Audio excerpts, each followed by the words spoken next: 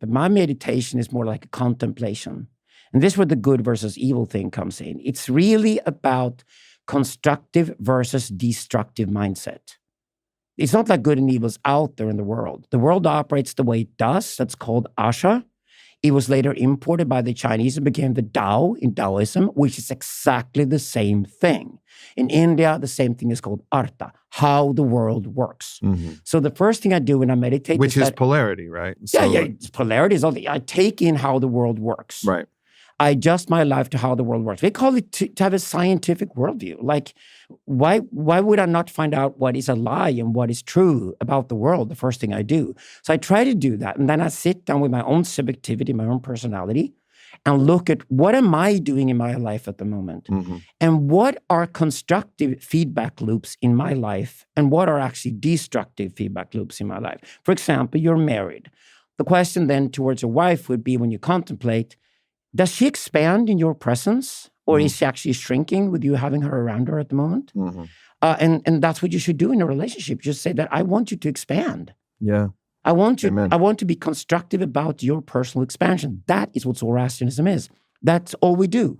I mean, we don't have those 10 commandments because everything comes from that. That right there is a revolution in relationship.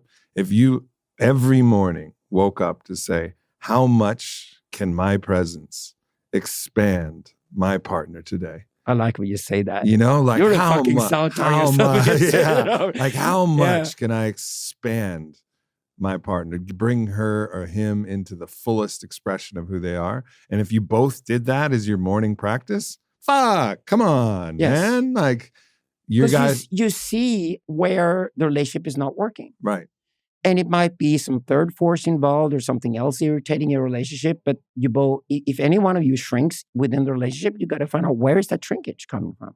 We should not shrink. We should expand until we die. Let's go. And the way you describe that expansion until death, like if you lived a full whole life, you're lucky. Mm-hmm. That's called harvatat in ancient Persian. It's the ultimate form of bliss. To have lived a full life and be ready to die and said, I've lived a full life. I've done everything I could ever do. I was the lucky one. I had a full, rich life, and I'm now ready to leave life. That's leave life as a person, not as an archetype. I leave life, called harvatat. Then the other thing that comes in is ameditat, which is immortality. What survives is then the memory of you. Mm-hmm. So instead of going to a cemetery to find a grave of somebody who died, I pass the corpse on to nature, return it to nature, and I remember that person on the day they died every year for the next 70 years. Mm. We do that tradition in Zoroastrianism. It's called the Polgasar. The Polgasar celebration, remember somebody in the community who really meant a lot for you. It could be your own parents. And you remember them the day they died for the next 70 years, every day of the year. That day of the year. That's their Polgasar day. So this is how we celebrate people. Instead of building huge cemeteries full of millions of people waiting for the return of Christ or whatever, we return their bodies to nature. We keep the memory going on them, and we know their archetype will be reborn. Mm-hmm. There will be another person coming back, another man, another woman coming back to represent what they contributed to the next community. Yeah. Through my own psychonautic exploration, I have a slightly different cosmology, but I still recognize the beauty of that. I feel like there's an oversoul that your personal soul then surrenders to. So like an oversoul, which manifests many different lives, but the oversoul is still unique and distinct in the force of greater capital L life. And I've made contact with that oversoul. And I know that I'm just a temporary incarnation called Aubrey of an oversoul that seems eternally evolving. I totally agree. Zoroaster would too. It's even two levels. There's the oversoul we call God, which unifies absolutely everything. Right. But below the oversoul called God are the lesser gods. And the lesser gods are the archetypes themselves. Mm-hmm. Catholicism eventually found out they had to include that in Catholicism. This is why they were the form of Christianity had the saints. St. Michael, St. Germain. You go to your archetype, like, okay, you're good at carpenting. You're going to be carpenter one day. Well, then you got a lesser god who's the carpenter. And this is what you have. So you have not only the oversoul, but actually you have the different archetypes involved as well in your worldview. And then you represent that archetype as well as you possibly can during your life. That's what we call harvatat. Uh-huh. Yeah, that's cool. I mean, it seems like when I was reading, there's so many aspects that are so congruent with the psychonautic practices that have brought me to where I am, my own understanding of the cosmos. It's like, oh, yeah, for sure.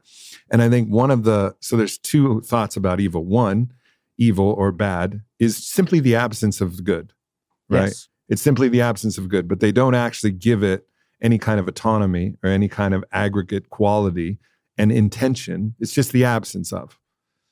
And that doesn't feel quite true. I've been in so many fucking journeys where there is a dark force that's coming in that is trying to fuck me up. 100%. You know, I've had to square off. And it's not something that like the new age people would say, oh, integrate your darkness and love it. Yes. On the highest level, love everything because that's the yin yang. That's the balance of the cosmos. Yes, love it all. It was all created for us. The darkness serves the light. However, don't get it twisted. In this incarnation right now, that being is just trying to fuck you up. And it's actually your job to resist it. That means you are a Zoroastrian, not New Age. Because that's exactly how I would define it. No, it is a struggle. Yeah. This is why I say to contemplation. I love meditation. I love Buddhism. I go to Buddhist monasteries all the time to just clean my head and do that absolute meditation towards that zero state that you're looking for. But I'm actually meditating in front of a rock when I'm doing it. That's how you practice Buddhism. When I meditate in Zoroastrianism, I meditate in front of a fire. The fire is alive.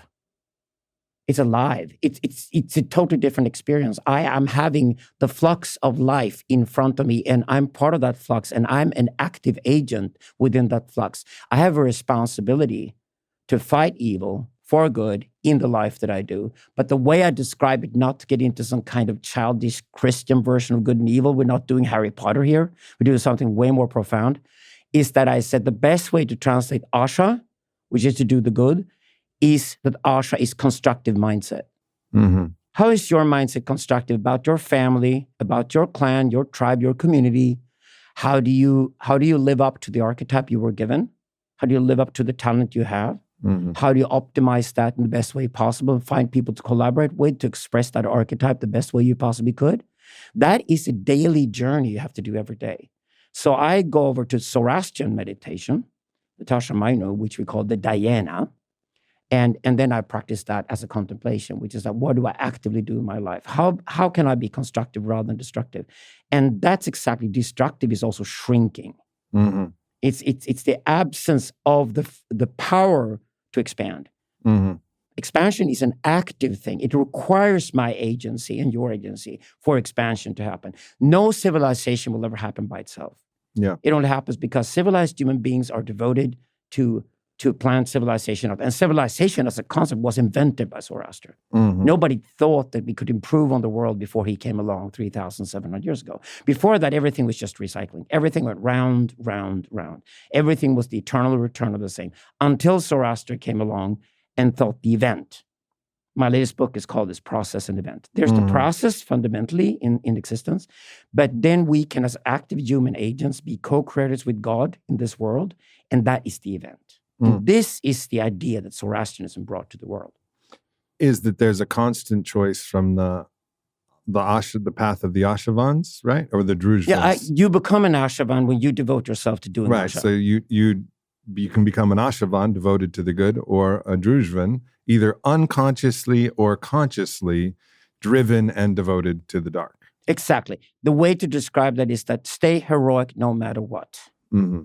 Because if you allow your heart to be full of bitterness and you become resentful towards the world, then you're no longer a Zoroastrian, you're no longer an Ashavan, you're a Druzhvan.